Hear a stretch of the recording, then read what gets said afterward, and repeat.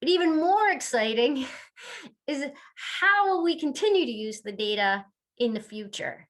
And we, with what we're learning, will continue to be nimble, continue to be dynamic, continue to be responsive, and we will use what we are learning to better protect Casco Bay. And some of the ways that we'll do this is we will be very involved in the process to implement the sea level rise resolve at a state level. We'll be in the stakeholder groups and using what we know to help make sure that we have the best state regulations in place to help Casco Bay be resilient.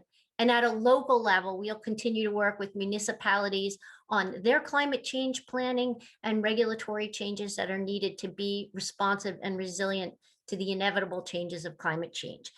All we know for certain is that Casco Bay is changing. It's changing quickly, and it's going to keep on changing.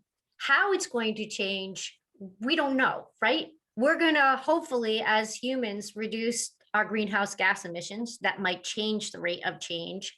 And we just don't know yet. I mean, this is also new, and it just is continuing, and it's continuing at different levels.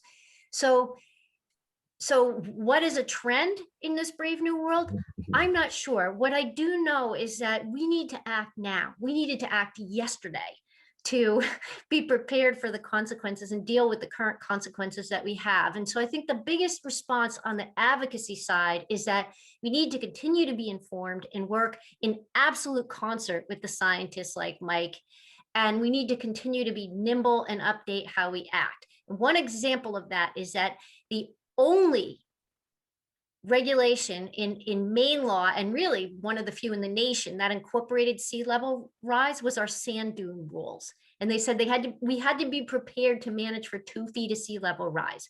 We now know we need to be prepared to manage for 4 feet. And so that's what I mean by being nimble and adaptive. We will just need to continue to learn from the science and do the best we can in a very changing environment.